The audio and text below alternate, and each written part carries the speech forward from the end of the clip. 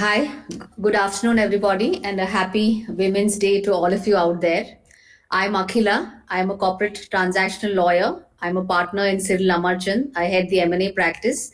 Very happy to be here, and thank you, WiT Ace, to having me here. I am surrounded by very successful senior women in the legal industry. I have with me Manjaree, Dipali, and Archana. I would request them to introduce themselves and then we will kick off this session. The session is we have a vote, but do we have a voice? And it is about us women in the legal industry. We hope to share our experiences and have a chat with you. Manjaree, may I request you to introduce yourself? Good morning, good afternoon, everyone, and thank you, Akida, for starting off with me. Just to introduce myself very briefly, I am Manjaree Chowdhury and currently Executive Director and General Counsel of Maruti Suzuki, the first women General Counsel they've ever had. It's an original quintessential automotive company where I think it's always been men. So that was quite something. But before that, I've spent almost about 17 years with the General Electric, doing various global roles as well as South Asia roles across their plastics, healthcare, and power businesses. And before that, a short stint with a leading law firm in Delhi. But this has been my second innings. Basically, I started off as a professor teaching English literature and made a mid-career shift. So I think no regrets. I've had a great journey, and I look forward to talking about it today. Thank you. Welcome on board, Anjali. Dipali, could you please introduce yourself? Hello, everyone. I'm Dipali Talwar. I'm essentially a corporate regulatory lawyer, and I run a small boutique practice helping new age businesses with both the acquisitions, post-acquisition strategies, and the regulatory space. I've worked in multi-sectors, healthcare, IT, food, retail, and in the infrastructure segments. I have almost about 28 years of experience, 13 as in-house. I had GC positions and actually also ran a couple of businesses in my pharma days, both in India and in the US. I also have spent about 15 years of my professional life as a professional practicing lawyer, having done a little bit of consultancy work, some amount of court work, as well as pure corporate transactional work. So lovely to be here. There have been many, many places where I fortunately, unfortunately, found myself to be the only one. But there is great learning and fun in that and a challenge, and it's been quite a ride. So grateful for that, and over to Archana. Thank you, Dipali, and thank you, Akila, and thank you, WTI, for the opportunity. So I used to call myself a law firm lawyer, and having spent almost 15 to 17 years of my career in law firms. But I'm now going to be completing 10 years in Dell, and prior to that, I had a short stint in Airtel and GE. So I think I've done a bit of both now, and I think the journey's been remarkable, and I've had sabbatical in the middle. So I'm in a very happy space at this point in time, and happy to talk about a number of things that we will during the conversation. Thanks, Akila. Great. And just to let the panel, the participants know what we plan to chat about. So as you can see, we are divided. There are two of us from private practice. There are two of us from the industry, and there's a whole lot of years of experience within all of us. We plan to share with you some of the experiences that we've had as a woman working professional in the legal industry. We also like to chat about whether law has enabled us, has technology enabled us, and maybe some tips that we may share with you as to what has helped us along the way.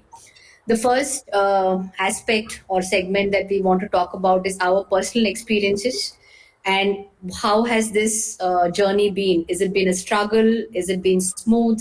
Have we felt like a woman throughout? Did we feel different? Were we treated different? Those are the key questions and what has been our experience. To start off, for myself, I have been extremely lucky. I have never felt like a woman, unfortunately or fortunately. I would like to be pampered as a woman in my workplace, but no, nor have neither have been pampered nor I have been treated differently. So private practice, to some extent, at least in India, is pretty gender friendly. We were treated as equals. We were given opportunities, and a great set of managing partners in this industry who do encourage women in transactional practice. However, I think the biggest challenge I faced is when I had my children, and when they were very young, when I was very torn between family time and firm time.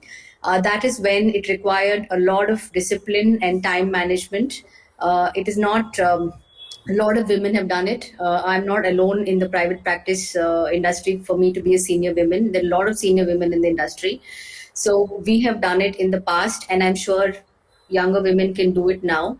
It is possible, so long as you are very well disciplined and you know how to take help, how to manage your time, know what is your priority, and play by your own rules. So it is simple things like when to stay back in office and when not to, what kind of work to take up, whom to delegate it to, whom to seek help from, whom to seek mentorship from.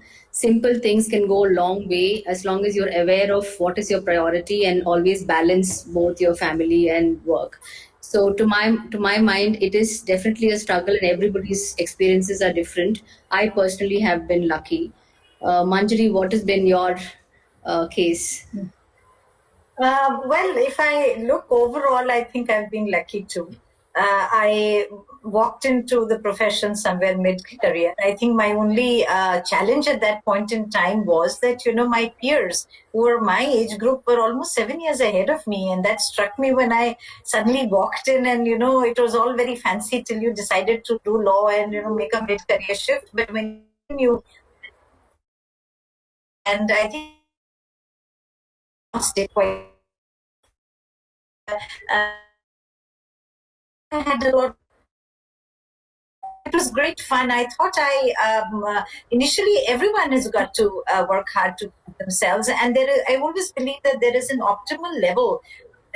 To achieve that, there is always that one step ahead, after which you achieve a certain level. And from there on, it is your own capability that takes you ahead. How fast or how much you want to invest in it to go forward. Of course, certain circumstances are also important. But from that perspective, I thought the first couple of years in the law firm were very challenging and a lot of hard work, etc. But that was equally nice. And then GE happened. And I have to admit that that company, sadly, unfortunately, it is in a state what it isn't today. But I think I've seen it in its glory and I've lived through that. And it gave me so much that I look back and I feel that I think great platform in terms of nobody ever talked on gender issues at all. There was a women's network. I happened to be the first person in India to actually bring the Women's Network into India and talk about it, and was always associated with, ever since, throughout my journey with them, with diversity and inclusion. And also, they gave me a lot of credit for my past experience, and they gave me an elevated status simply because they said that you bring more maturity on the table. We can't disregard what you did in your previous avatar because that has shaped you as a professional. And that was something really wonderful. But from there on, it was a pure performance merit. And gradually, if you did that well, I found my way up. And it was difficult when I was the general counsel for GE Plastics India and Australia, and suddenly GE decided to divest plastics globally. And I was required to go with the sale for 18 months. And I think that was the toughest time, because I felt rudely, being rudely just kind of eliminated out of a company that I really looked at with rose-colored glasses, I think, at that time. Those 18 months shone me off that illusions, and I began to look at companies just as companies are. You give them your best and they give you their best. But yes, it's a very need-based and relationship. If they need you, they'll find you. If they don't need you, well, you got to move on. And they brought me back, and and I at a much elevated role, looking after South Asia and healthcare, and then power when they acquired Alstom. So I did the very, very large businesses, and all throughout, I think I was so encouraged by I had a good fortune of having immensely great managers that I always worked with. And they always gave me room to display or demonstrate my capabilities, even outside of my core capabilities as a general counsel. So I've landed up doing sales. I've actually led commercial projects. I was in charge of a commercial group of North India where I used to be the motivator, the management motivator for them. So just when we in healthcare actually lost our market share and we had to bring it back up. So those kind of opportunities, it was your capability, it was not gender, and your male colleagues were equally, happy to give you that space when you needed it. But I think it was also very important to understand that this doesn't remain like that until and unless you yourself are supposed to prove yourself. So I think at every point in time, there was a effort to build my credibility and show the value that I could lend to the table. And then, of course, the sky was the limit. And then finally, 3 years ago, I decided that I had to move on from GE. And I was in a dilemma. I had a Medtronic company, which is again the world's largest healthcare company, who was wanting to take me on for their South Asia role. And I had Maruti. So it was a very difficult choice to make. And eventually it boiled down to the fact that, with Medtronic, I probably could do that role, in my sleep, or do it rather easily, because that was what I was trained for. It was an American company. It had a lot of GE people in it. But joining Maruti would be a challenge. And I have always tried to take on progressively more challenging, complex roles, even within GE. And I decided to take the plunge here. A lot of credit to Maruti for breaking a ceiling, I suppose, or a mindset to get a woman at top management, which was not something they have ever done before. They rarely hire people laterally. In Maruti, yes, some big learnings. It was certainly challenging. Not because anybody wants to discriminate against you. It is just that they have never been around a woman professional. So just getting used to dealing with one takes some time and adjustments on their part. And on my side, I had to show an immense amount of patience. You could get very frustrated very quickly, because I had worked with men all my life, but it was a little different. I had to be very patient. I had to take a back seat and go back and reinvent myself. And one big learning I had was that change is incremental, and you have to work at it little by little. You have to keep pitching. And first and foremost, it begins with you. So you got to first bring about the change in yourself for the environment to change with you. 3 years down the line, I believe I do have greater acceptance. As I say that I'm part of the Maruti Suzuki family now, hopefully. And like what most people tell me there, ki ma'am, ab to aap yahin rahoge, so that sort of kind of reinforces the fact that, maybe I have reached that point where the acceptance levels are coming in. A lot of credit to my CEO himself by learning as a lawyer, who always gives me a ear and listens, and also helps me wade through many things. So I think it's been interesting. I've had to persevere. I think the only thing, and reinvent yourself in a way where you can forward your agenda in a manner which really doesn't rub everybody on the wrong side, but yet you're able to project what you wish to. So that's a skill that you learn. People management, relationship management are key things to work on, and never give up. Every day will be a difficult day. I was just reading about Jack Ma. He says today is horrible, tomorrow is going to be a disaster, but day after there will be sunshine. So I believe in that, and I think that's what's really sustained me through this journey with Maruti. And today I feel that when you say something, people do listen, and they will not be able to ignore you. So I think it's all about bringing value to the table, all about persevering, all about strategizing correctly, and, smartly making the trade-offs that you should be doing. So I think that's what I've learned. Thank you, Manjaree. I think you made it clear that you do have a voice, irrespective of which organization you're part of, and that's very heartening. Dipali, what has been your experience? I know you also dabbled with both private practice and industry. You've been in-house as well. How has your journey been? So honestly, not different from both of yours in this much that I think I've just been privileged and lucky. But having said that, I am very aware, or based upon feedback over the years that I have received, I think I made through with a lot of stuff because of, I think, a certain privilege in terms of both background and experience, and just who I was and the kind of support system that I had. So I definitely actually think the legal profession is not different from any other. It certainly was. It is definitely unequal to gender. And the reason I say all this is because though these were not factors that I let influence, or they didn't really come as stumbling blocks to me, but I do know I would do disservice to a lot of women who do face this as a challenge. So the legal profession in India, I, by the way, was called to the bar in '93, so I'm talking about a larger span of time. Definitely the legal profession then more, even to some extent now, is very much a filial, that is a family-based, influenced larger group of profession.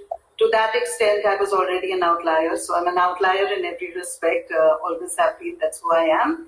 But definitely if I were to look at my class in law school in Delhi, I know that whereas over 50% of us were women, and a great number of them actually were top level and got the top positions academically, only 5 of us actually got admitted to the bar. And I think that was a very significant point. When I started practice, I have to tell you that there was no even a bathroom for women, even in the Supreme Court of India. We used to go to the Indian Law Institute. Delhi High Court, we used the medical room. So, things have come far from there. But, if someone were to say that was the mindset or the mind space there, the answer is no. Again, women were very much viewed, both in my litigation experience as well as later I did go to do an advanced degree of law in the US, coming back from which I joined actually one of the big 4 consulting firms. And if I were to look at the differences there, I'll definitely say that yes, it was far more equal in terms of when gender was not such a big issue on the face of it. But the fact of the matter is that there were very few of us actually in the room ever. So now, whether that is because there was a lesser flow of women in, or because it was not very conducive for women to be working in there, I think that's an important part. Now, if I look then later, even in my in-house experiences, well, I did go back into a practice, which I ultimately sold, and then went in-house at the age of 34. I found exactly the same challenges. I was the first in the industry to be a woman in the CXO positions, which I thought was appalling. It was a very big space. I was also, of course, therefore by default, also the first GC, both in that company as well as, by the way, significant many years later when I became the group GC of Tata Steel. So I was the only first woman GC, and definitely the only woman, the first GC of not only Tata Steel, but I think the first woman in the Tata Group period. I spent about 4.5 years there. And, this, I think, told me some significant pieces. Whereas I never saw the difference, I definitely think that my experience in the profession was far more performance-oriented and therefore metric. Quite like Akila, I say that were those important changes and differences that we made in our personal life to see how we went through the challenging years of dividing between family and life, where the kind of projects that we did, the experiences, the travel, etc. I was very mobile, by the way, till I was 46. I basically spent an equal time between the US and India, and based out of one or the other geography, working. And so, I don't know how many people could have made those choices had they not had the same support or the circumstances. But again, often, if that's set aside, I definitely feel that I didn't get any role because I was a woman. It's not because I made the number thereby, because I was a woman, but the fact remains that I was usually the only woman in the room. Whether it was in a negotiation, whether it was in a bracket of a boardroom, whether it was in the courtroom, it all felt same or similar. So I think things are dynamic. Things have definitely changed. We see the ceiling having broken many years ago, and especially in the technology space, you've got the numbers going. And there is no question about it. There's a lot more women there, and it's great. But I think the challenge is, again, where the focus remains is always mid-career. That mid-30 period is when the make and the breaks happen. A significant number of women in their early 30s and mid-30s fall out. I don't think only just because of family issues, but I think it's also about the lack of opportunities and the lack of the level playing field. Yes. So if I were to look at my one experience, I think, and this is coming both not only from the legal profession, but also my experience within the corporates that I have spent 13 years in, like I said, doing various roles, various geographies. I'll definitely say it is an unequal playing field. I will start by that premonition. I don't think it is something that should be made a very big deal of. I think we should just accept it and move from there. I'm not saying that not accept the fact that it's unequal and it's going to remain so, but that it is dynamic, but let that be the starting point. Because I think we spent a lot of time, a hell of a lot of time. I remember the very first initiative, on gender that I got invited to in 2007. I remember this room. It was being chaired by Mr. Narayan Murthy. There were 22 of us women, all the top, at our organizations and our industries. So pan industry, pan, sector. Of course, me being undiplomatic as I normally am and straightforward, I did state that it was interesting that there was nobody from Infosys actually in that room. I couldn't miss the point. And that was a fact, by the way. There was no women, senior women in Infosys in the top 3 levels at that time, which was interesting.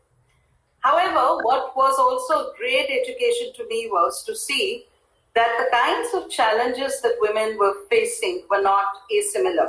So I believe that I came up and I entered into a GC lateral role because of the past experience that I carried. And there was no mistaking about that. And therefore, there is an assumption, latent assumption, that I think a lot of things happened, of course, based on a little more of a performance metric to that extent. What I also learned, very importantly, was that there is great sort of learning from across the board. So, women have amazingly similar experiences, no matter what industry they face. They face the same kind of challenges. Like Manjaree, I often, very young, I was very impetuous. I was also the youngest, by the way, especially on the corporate side. I was the youngest in terms of age too. The acceptance of your male colleagues not knowing how to deal with a female professional was also, something that we never just really thought about, honestly. Till, so one of my male colleagues who actually turned around and said, well, how am I supposed to work with you? And I found that hilarious, because I was like so stunned that I realized that was very sobering. And so I think net, a lot of this, we are a lot about our age. I realize I'm much older than I'd like to, I think of myself. So definitely things are better. They are on the up. But I think even now, as much as progress has been made, I think it's important and wise to just accept, acknowledge, notice the fact that it is an unequal playing field. And now what are we going to do about it? So I think the 2 or 3 things that have been valuable, because I think, Akila, you asked me that, and I hope I'm not I'm not hogging too much time. But the three things that you seem to indicate or ask, that I think have helped my career is number one, I think faith. I think having faith and belief in what you're doing or not doing. I don't think you have to be attached to your ideas, but you can make mistakes and that's fine. But I think believing in something and yourself is very important. And I think that's a universal, it'll take you through the darkest days, it'll take you through the biggest challenges, it'll make you who you are. The second thing, which I think is absolutely invaluable, which I don't think we do enough of, is lean in, support, and be support and take support from other women professionals. This is so important. I don't think I ever had a mentor, man or woman, in certain respects. If I were to look at, a lot of people have sort of sponsors through their career. I don't. But I have these wonderful, I think, an army and a universe of amazing, amazing professionals, men and women. And I stress the point about women a lot because I think a lot of the unspoken word and experiences can be learned from. So become that somebody to somebody, but also seek out that help when it's out there to take it. And the third is, I think, just learn to take chances, because I think, very often I think we have, we sort of out-argue our own mind on why we should or should not do something. So I think if you cross that threshold, it's a great space to be in.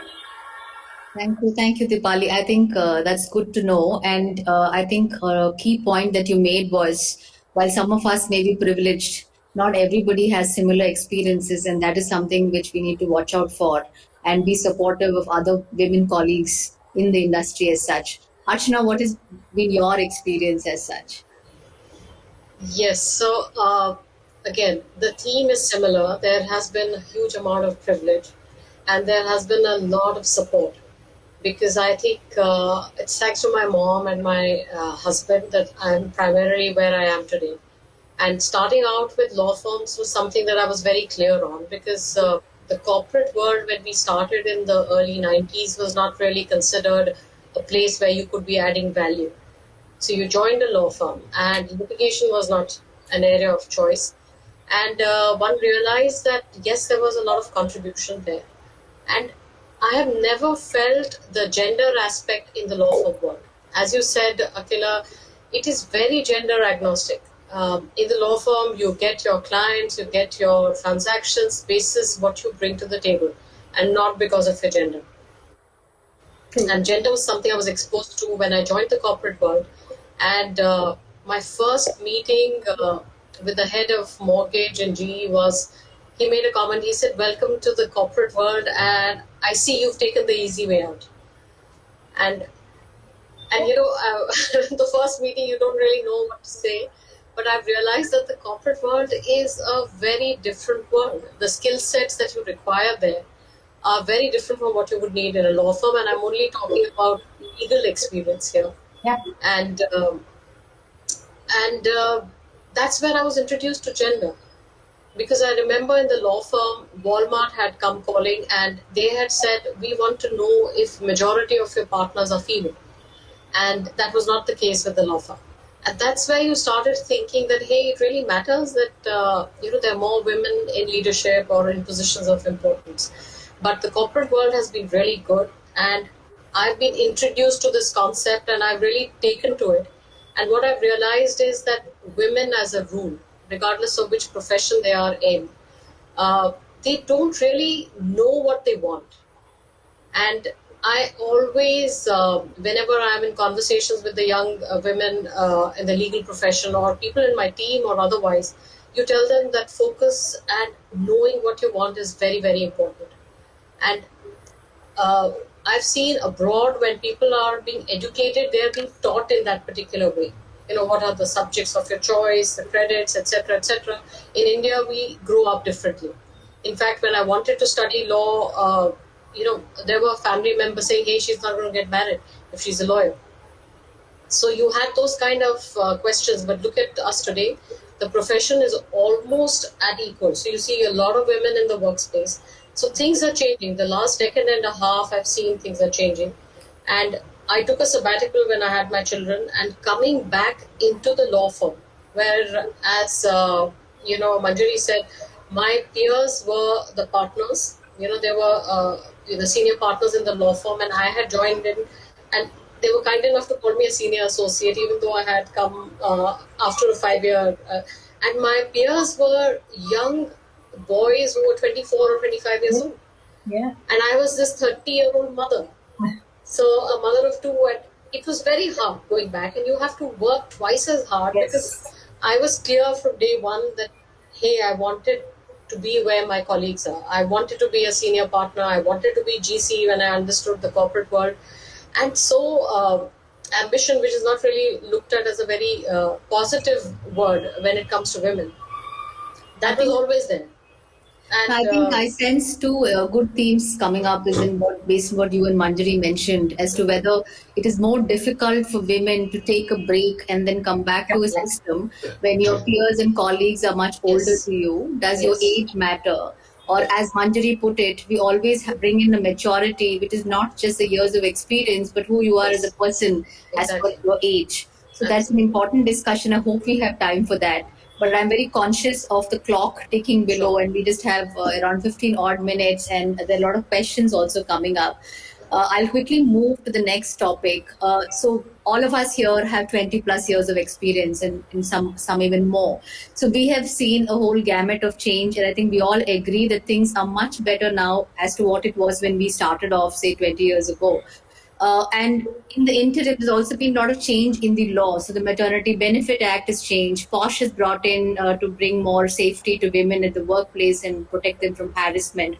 There is a lot of other changes in terms of directorships in companies.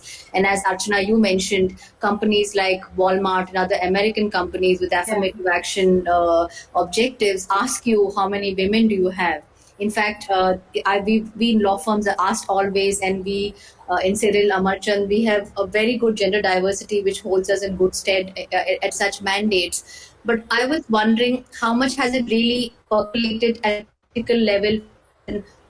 While it's all very nice to know equal pay, or if I can go out and speak to somebody justice, will it really change things for us or level the playing field, as Dipali mentioned? In my experience, it's not a perfect solution to the problems that women face, especially the problems younger women face. I believe that a women gender issue is highly intense when you are younger. So senior women are more capable of handling gender or handling interpersonal issues at a gender level than young women who do not have that exposure in a corporate setup. Like Archana, when you were asked that question, you didn't know what to say. But I'm sure if you're asked that today, you would have a very different answer to that, right? So I believe that while law definitely helps, it is nice to have a POSH Act. I know that if I get harassed, I can go and get justice. But I believe it is not the only solution, because at a workplace the reality is very different. People who seek such remedies or seek such forms of redressal may not be viewed as hireable. And I've heard organizations say, oh, the Maternity Benefit Act actually pinches my bottom line or my top line or whatever that is, and I may prefer to hire a male person. I've heard conversations in across organizations where, when it comes to appraisal, if the person is just about to go on maternity, her promotions are denied because they're not sure if she's going to come back, and even if she comes back, is she going to deliver? I personally have had situations where people are being nice to you, so to speak, by giving you work which is not very intense because you have other obligations which may not be doing justice to your career. So, in my mind, while all these laws definitely help, we need them, we need the ammunition, but it is only can go so far. The other tricks of the trade, as to the other stuff, the more softer aspect, having faith in yourself, finding your mentor, believing in yourself, and these other things that all of you mentioned, I think go a longer way than just laws. And we senior women and others in the industry are the ones who should now watch out for the next generation and pass on the baton and make things easier for the next generation. Manjari, what do you think? Has law is an enabler or is it a double-edged sword? I would 100% agree with what you have said, Akila. It is a double-edged sword. It's a part of the whole of the problem, right? I mean, laws are required. You have to bring about certain affirmative action in terms of statutes to show the intent of the government, to show the intent of the larger population and larger public interest and good. Some things like maternity benefit acts really works wonderfully for everyone because you get that extended period of leave and people are not able to, they have to accept it. I believe most organizations, and I'm talking of the still the bigger and better ones, because women are working across the board. It may not happen in mid to small sized ones where they don't want anyone ever going on leave at all for any kind. But some places it does work. But by and large, posh, yes, it's more of a deterrent than actually to be used. Some people do use it, but I again tell you that a lot of other skills in terms of how you navigate the system or the matrix, how you build upon mentors or relationships, and finding the right way. Oftentimes, you sometimes do not have to say the same thing yourself. You have to get some other people who you have to use as the front end people to get things done, even if it is on a professional matter. If it requires change management, I believe that everyone should understand that change management is the most difficult thing that you could ever get into. One of my earlier bosses in GE, when I was taking on my first GC role, I asked him, I said, what advice would you give me? And he promptly told me, which stands me in good stead to date after 20 years also, that he said, look, you'll always get the work done. I know you can do it yourself. You get it done through the others also. And as you grow senior, you'll always have a team to help you out. But he says, learn to manage people. People makes everything. Everywhere around your peers, whether they are male, female, seniors, juniors, everyone, it is just people. You managing your team sometimes can be an issue. Managing people laterally who are your peers can be a problem, and managing upward could be a problem. It is equally important as you grow in your careers that not only should you be good at your at your skill sets or the expertise that you bring on the table, but you necessarily also must have that understanding of the environment, understand the dynamics of it, understand where you are supposed to play in that, and therefore make the most of that environment and leverage it to your advantage.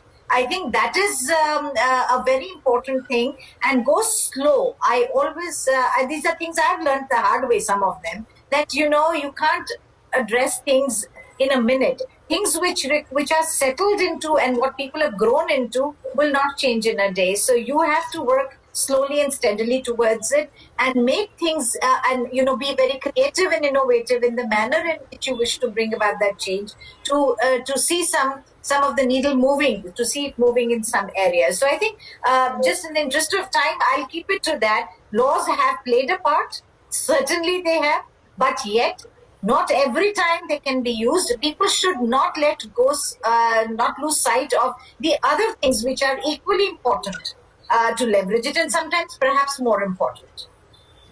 Dipali, what is your take? Do you agree with Manjari? So I don't completely disagree with either of you. I do believe that change in legislation has a limited role, however, to play. And I will cite two examples. So number one, the fact is, I think it's a great point as an information tool.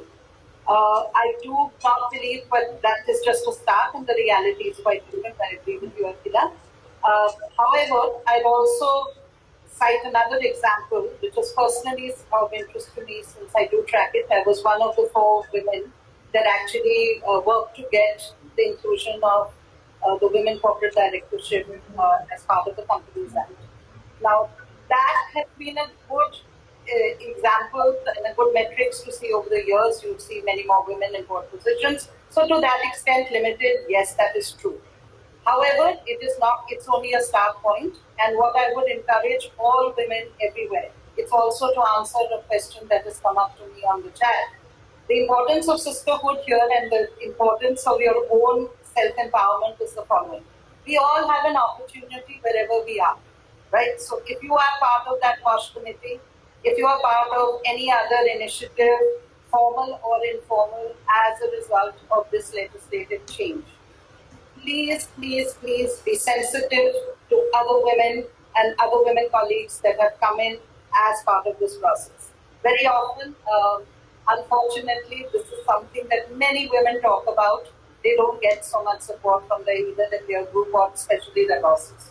So this is a very controversial point. Don't get frightened by it. Don't worry about what will happen about it. But there is an opportunity to do something with it. And so do it. The second thing, in the interest of time, since we have very little time, I will jump in. This is the world emerging of AI. This is going to be very, very important. We are talking to a large number of women in this industry. I request you, however machine learning happens, there is an unconscious bias on gender. Help us prevent stereotyping in whichever way you do create, not only in the way you support each other in a workspace, but also technically. That is my thing, and I'll hand it over back. No, that's very true. I think since there are a lot of technical people here, we lawyers can shout out to them to help us make sure our voice is heard in the way they make technology. Archana, what about you? What do you think about these laws? I I think I agree on maternity and POSH and how they're enablers for women at the workplace. But in the IT segment, I think the changes that have come about thanks to COVID, the Department of Telecom has introduced work from home, and they've allowed it permanently. So we are looking at it as an opportunity to hire more and more women because it's something that we can do proactively and it's easier. So we have a large tech support team, and it says work from anywhere. So clearly, it is the IT support that the company gives. And on top of that, we have set 2030 goals for ourselves, and this is the Dell world, where 50% of women in the workforce in the Dell teams will be women, and 40% in the leadership space. So the goals that have been set for the company are very, very positive and supportive of women hiring, and this law that has changed by the DOT is indicative of the way the government is looking at involving everyone and anyone in the workspace. So I think things are going to change as we move forward. The new age teams are more IT savvy, and AI, as Dipali said, is the way to go. So I'm very positive of the future of women in the workspace. Yeah. Great. I think we have seamlessly moved into the next part of the topic, and I have very little time. So I'll give each of you 30 seconds and no more, where we talk about whether technology has enabled us. I think the answer is no brainer. It has definitely enabled us. So maybe I'll flip the question.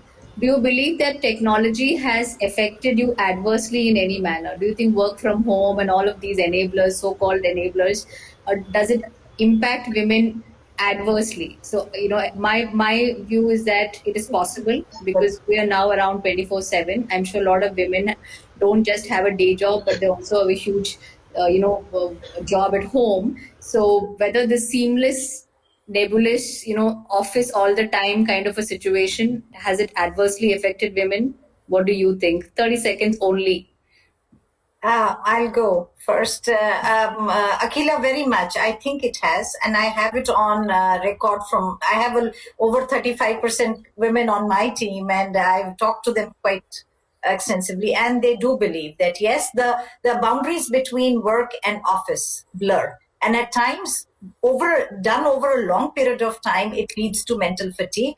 And a lot of sense of pressure and stress, which normally sometimes can get eased off just by being in office, in a change of space and place and work. Yeah. Dipali? Yes, I do believe that it promotes inequality actually. So inequality not only from a gender perspective, but also from access.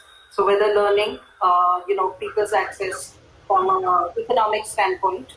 So I think we need to be aware of it and we need to work consciously around it, whether by tools or in the workspaces that we create as both bosses, colleagues, customers, and clients. Okay. Archana, your take. I would agree with both of them that yes, it has been hard for women because they do both things. But I've heard stories of the men in the relationship picking up and stepping up and supporting. So there are two sides to the coin. Yes, it's been hard, but it's also given men an opportunity to step up. So that's the good part. Yeah. Great. Before I take the Q&A, just a couple of points.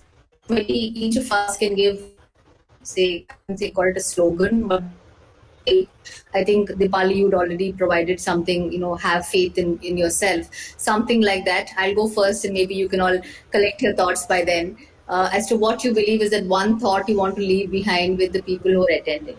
From my side, I think the one thought I would like to leave behind is to stay hungry. Basically, don't lose your enthusiasm. In the legal industry, irrespective of whether you're a private practitioner or a litigator or an industry person, it is easy to get complacent, either rest on your laurels or be part of a system and not question things and just keep going with the flow. But I think it's important to always question things, to stay hungry, to ask for more, put up your hand, seek work, seek opportunities from your clients, from your peers, from your bosses, and to demand things. So I think staying hungry is something which is worth doing. Manjaree? I would put it as believe in yourself. I think all what you have said and adding to that, I won't repeat that, but I think complete belief in yourself. There will be many times where that is going to be severely challenged, but you constantly have to tell yourself that tomorrow is another day. Get up, learn. Opportunities, tough times always teach you. It forces you to think hard. It forces you to reinvent and do that. I think we're all capable of doing that. Strategize well. Make your trade-offs smartly. That's very important. And continue to keep focused on what is it that you would want. Like Archana mentioned, sometimes we don't know what we want, but remain extremely focused on what you want and achieve it with a sense of passion and perseverance. That is important. Archana? So focus and know what you want. These things are very important for everyone and you need to think differently. Yes. Dipali, So have faith. Change is inevitable, but change is fantastic. So embrace it and follow your dream. Great. I think I'm just going to take, there are some questions, but I'm just going to take one part which maybe we could all cover, is how we can help women in our own organizations as senior people, the sisterhood. How can we strengthen the sisterhood? Do you have any ideas? Do your organizations do anything differently? Could you elaborate? Anybody? I think it is all about if you are senior. I just happen to be circumstantially placed in a position where I get to be the only one at the top. So there are a lot of women at the mid level. So they all look up to you for advice. So I have to necessarily continue to play that part. So we've created a group, which started by trying to get a group together to see how our uniforms should look like. Maruti does have uniforms for its employees, but it has continued in that manner. And I tend to use it as a platform, oftentimes to continue to see something nice I've read, something good I feel that we should be looking at. It's a kind of a very, silent mentorship that goes on from my side. But there are people who reach out and, seek me out quite independently or personally. And it is always there. And oftentimes, I think it's just lending a ear and helping them just take out the angst that they are suffering from. Help. Oftentimes they will find the solution themselves. You really don't have to guide them, but you just give them a lending ear, direct them in the right way. That's what a good mentor has to do. Let them find the solutions and the outcomes themselves. Sure. Very true. And sorry, Archana. I just want to reiterate what the company is doing about the 2030 goals that we've set for ourselves. And all of us are moving towards it. So at the time of hiring, there is a very conscious decision to look at candidates who are diverse. It's not that you have to hire only diverse candidates, but there is a conscious decision taken. And I think more and more, not our profession particularly, but the sales teams, etc., are looking at women who are capable and who can add value. So, as an organization, there is a lot that is being done to support women, and I do it myself, mentorship and talking to people, sharing the rights of women. That's something I have started doing very proactively. And rights to succession, inheritance, live in, all of these things, you need to educate women about that. So, that's something that I'm doing proactively. Sorry, Dipali? Dipali. So I believe happily many organizations and the dialogue is on. There is a lot of more of support systems that are coming in. I say the value, you can call it what you want, but the value of mentorship is extremely important. Cross organization, cross industry, cross formal and informal structures. But most important, I think as senior women, because this is something that, at least it's feedback I've consistently received, and I thought it's important is, I think it's important for many of us to also talk about our failures and our challenges, because many people, I think, view us as having done it always right, which is not true for any of us.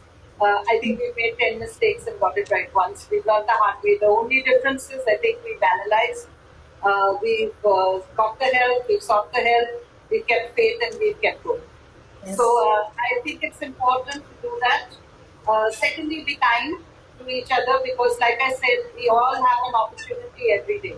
I actively, truly believe this. As a boss, as a colleague, as a friend, as a neighbor, as a client, as a customer. You have the opportunity where you see it, please be sensitive to your women colleagues and help them grow. That's it. I think that is positive. You don't have to do any great magic. That is the magic. Great, great.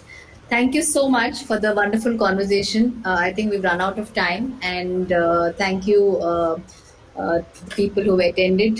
Thank you for the patient hearing, and you know where to get in touch with us if you have any follow-up questions.